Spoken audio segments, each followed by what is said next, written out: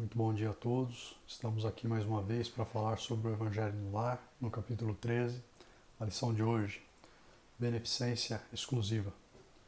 E antes de fazermos então a nossa leitura e as nossas considerações, nós vamos fazer aqui a elevação de hoje, que vai em prol de todos os homens e também em favor daqueles homens que têm uma missão de evangelização das pessoas. Vamos lá.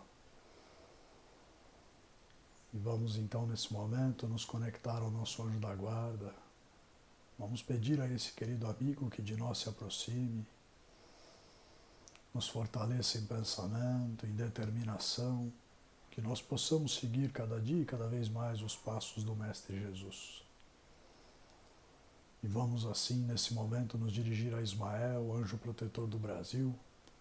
Diante de Ismael, nós agradecemos e pedimos a ele que nos inspire no bem e na caridade através do Evangelho Redentor do Cristo.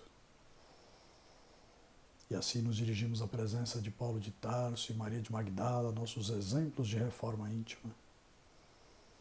A esses irmãos nós agradecemos imensamente, pedimos que nos inspire no bem e na caridade, que nós possamos seguir os passos do Mestre Jesus como eles o fizeram. E assim nos dirigimos à presença da Mãe Santíssima Maria de Nazaré.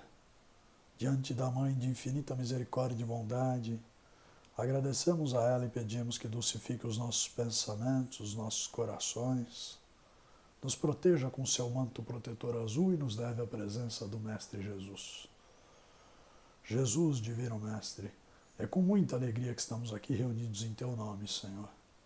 Que Tu, Mestre, possa fazer com que o amor finque grandes raízes nos nossos corações, que nós possamos sentir a presença, a inspiração, para que possamos praticar mais da bondade, da caridade, da generosidade e o amor ao próximo.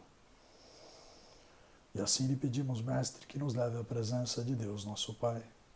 E diante do Pai de infinita misericórdia e bondade, agradecemos por tudo que somos, por tudo que temos, pelo dom da vida e da encarnação com a prece. Pai nosso que estais no céu, santificado, Senhor, e glorificado seja o vosso santo nome.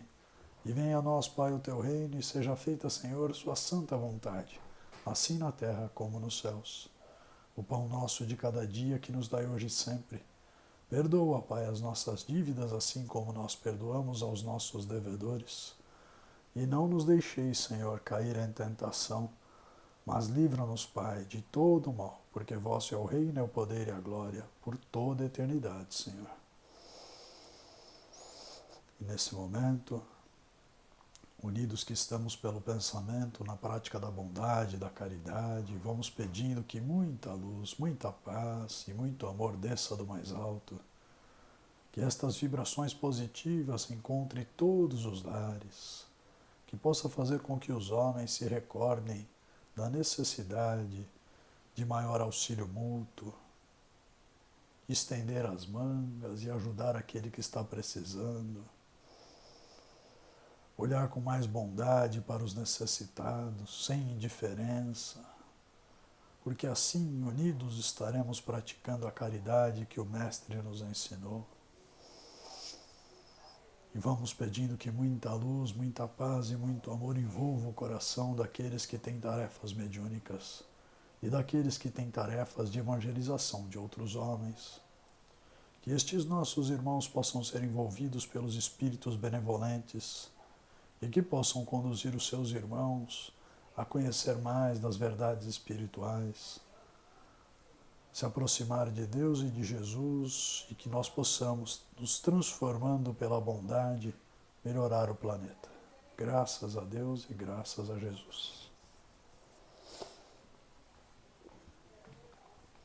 Então, a lição de hoje é pequenininha, né, mas de grande valia. É beneficência exclusiva. E diz o seguinte: a beneficência é bem entendida quando exclusivamente praticada entre pessoas de uma mesma opinião, de uma mesma crença ou de um mesmo partido? Não. É sobretudo o espírito de seita e de partido que é preciso abolir, porque todos os homens são irmãos. O verdadeiro cristão não vê senão irmãos nos semelhantes.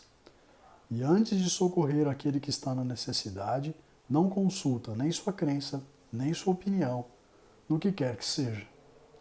Seguiria ele o preceito de Jesus Cristo, que diz para amar mesmo seus inimigos, se repelisse um infeliz por ter este uma outra fé que não a sua?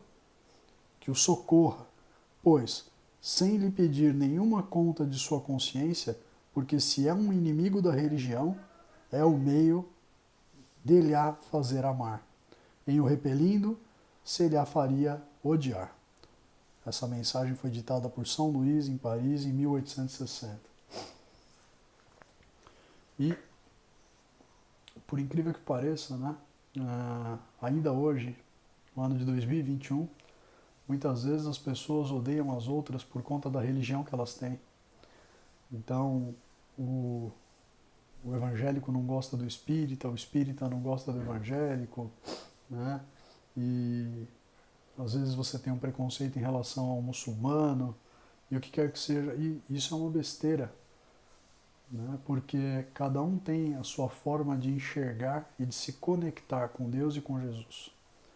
Então, todos nós temos a nossa forma de nos conectar com o mais alto. E isso não deve ser entrave para que a gente crie vínculos de amizade com as pessoas, para que a gente pratique a caridade em relação às pessoas. Então, cada um tem uma forma de pensar e de se aproximar de Deus e de Jesus. E isso é muito íntimo, né? E nós não devemos negar ajuda a alguém por conta desse tipo de situação. É um absurdo, na verdade. Porque, como diz o Evangelho, se Jesus te orienta a ajudar até mesmo aquele que você tem como inimigo, por que você vai deixar de ajudar alguém por conta de uma discordância em relação à religião, por exemplo? Outra coisa que é dita aqui nessa passagem é diferença de opinião. E o país hoje está muito marcado por essas diferenças de opinião. Políticas, por exemplo, ideológicas. Né? E a gente vê muito das pessoas se agredindo porque umas pensam diferentemente das outras. E aqui também o Evangelho vem para dizer que não é através da violência, não é através das palavras rudes, não é através dos gritos que nós vamos fazer com que alguém mude. Então, cada um tem o seu jeito de pensar e isso deve ser respeitado. Por mais que a gente não comungue, que a gente não tenha o mesmo tipo de pensamento e de visão em relação a uma outra pessoa, nós não temos o direito de exigir que ela mude para nos agradar. Então, ainda tem muita gente discutindo política, religião, entre outras questões, e você vê as pessoas perderem, né, a noção de cordialidade, só porque o outro pensa diferente da gente. Então, a gente tem que fazer essa reflexão e concluir, de acordo com o Evangelho, que cada um tem o direito de ter as escolhas que bem entender para a vida. Nós temos que respeitar a opinião das pessoas e isso não impede de exercermos nós a nossa religião, de exercermos nós a nossa ideologia política, né? Mas nós não temos o direito de atacar os outros por pensarem diferente de nós. Então o Evangelho ele prega realmente a união, o auxílio, a caridade, a bondade, independentemente do que as pessoas pensam, inclusive se elas pensam diferente de nós. Acho que é isso, né? Praticar a caridade é o famoso trabalhar e fazer a caridade sem olhar a quem. Essa é a orientação do Evangelho. Acho que é isso. Estamos chegando no final da semana já, então tenham todos uma ótima semana, um ótimo final de semana e fiquem na paz de Deus e de Jesus. Que assim seja.